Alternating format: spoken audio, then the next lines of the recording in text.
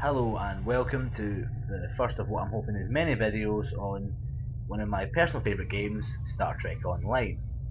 Now, one of the thing I like about Star Trek Online is you get to captain and build your own ships, which is what these videos are going to be about.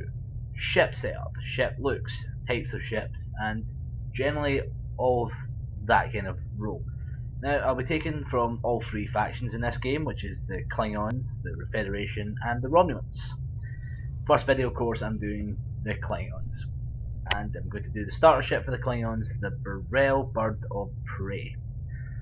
The B'rel Bird of Prey, as you can see, is an iconic ship from almost every Star Trek series. I believe I don't know about Voyager right enough because I don't believe I think they only had the D7 battle cruiser from Voyager. Well, in Voyager, because it was set in the Delta Quadrant, not many Klingons out that way. So yeah, this is the first ship that you receive as a Klingon Federation player.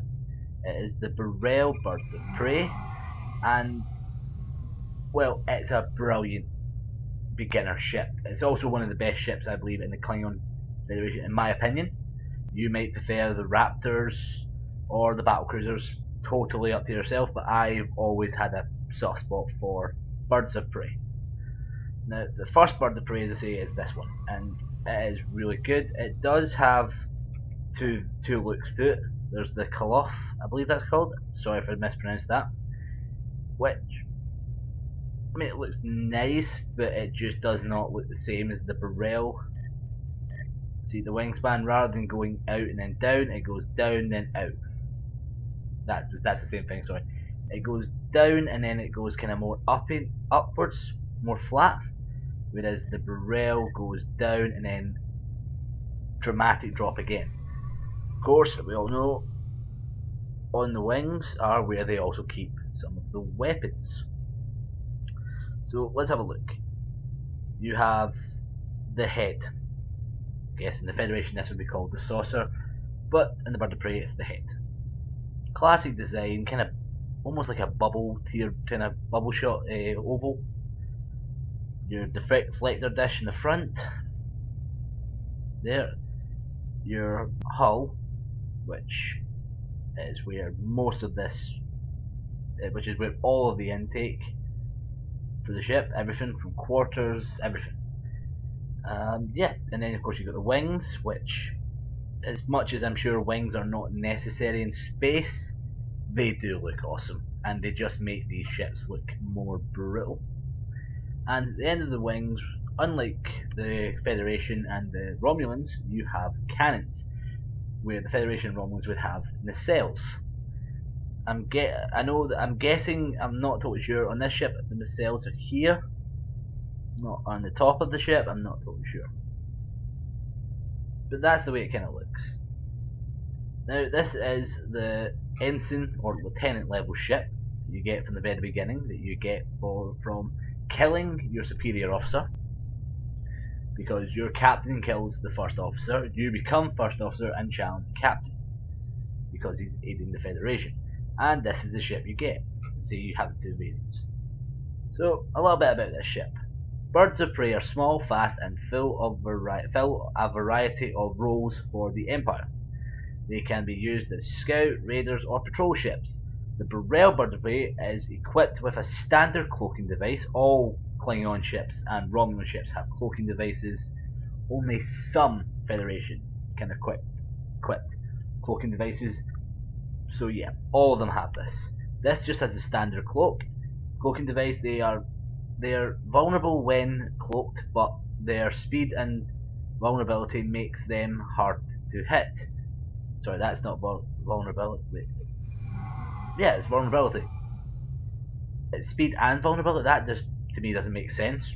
I mean, would it not be its speed and agility? But yeah, anyway, make them hard to hit. So yeah, as I said, they're fast ships, very fast. They can cloak. Well, you are vulnerable when you cloak because your shields are down. You do not have shielding, and you can be destroyed with a stray hit once your shields go down, because you've got a few seconds where they're still locked on. But it's quite good. Also, the bridge officers spaces on the Burrell are universal, which makes them more versatile. Yes, as far as I can see, there are no set stations on a Birds of Prey. They're all universal, which means you can build them any way you wish.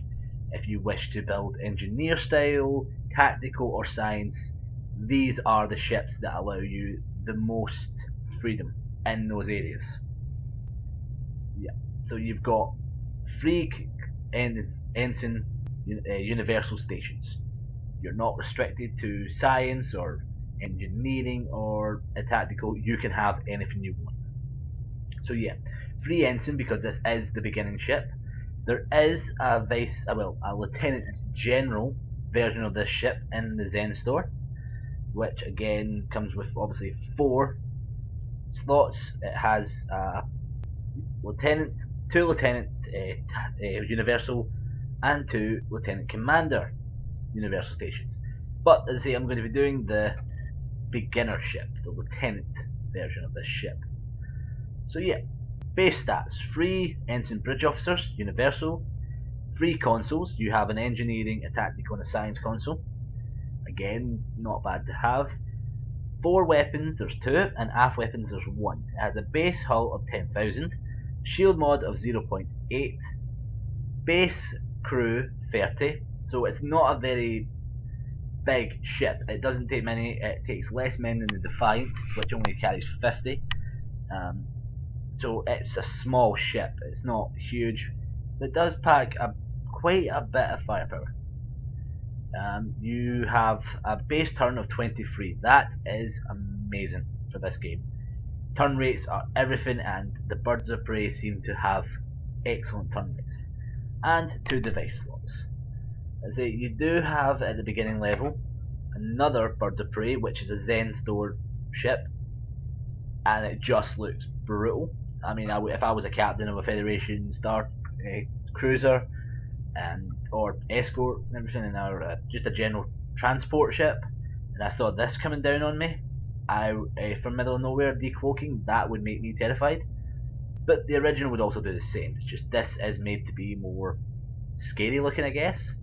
It's 500 Zen, but as I say, you only have this ship for 10 levels, and unless you really like the look of it, I wouldn't see the value in purchasing for that price. I would wait till you're obviously Lieutenant General and get that version. Yes, it's more Zen, but it's a more competitive endgame ship than this one at 500 Zen.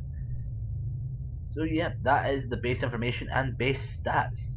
So let's have a look at those stats in action. As I say, this is a beginner level ship, so it has 2 4 weapons, and I'm using Mark II Disruptor dual heavy cannons, both in front, and a 1 Disruptor turret Mark II, damage times 2. I'm using the standard shield you get for doing the missions and the warp core.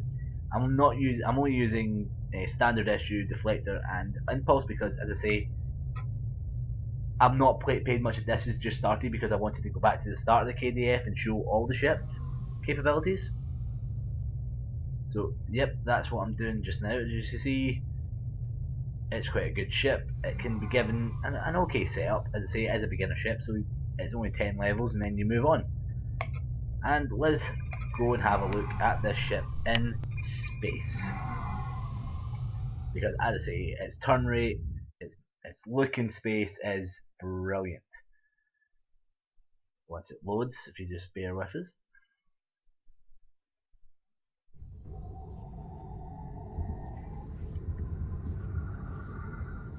Let me get out of the way of this stuff.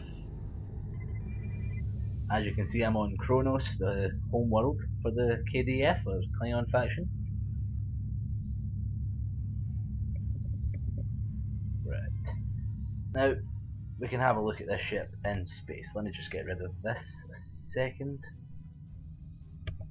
There we go. So yeah, as you can see, the picture we had, the wings, that is, nope, I need to move.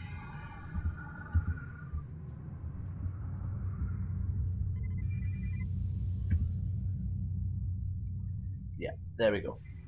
As you can see, the wings go slightly elevated, and then the cannons when in flight mode, not tactical. When tactical, the wings lower to be down the way. Yep. Though I mean, even if the wings stayed stationary, I still think that looks really awesome. And of course, as I say, that turn rate. So I will go to half impulse and turn. There. There's no way you can not get close in the right direction of your enemy. You have a turn rate like this, you will face them every time. Yeah, that is just excellent. So that is the first video of this set with a basic ship, the Burrell Bird of Prey, the Lieutenant version, which is the starter ship. My next video will be on an end game ship for the Federation that I've recently purchased. It is the Avenger class, which is the battle cruiser, a nice ship in itself.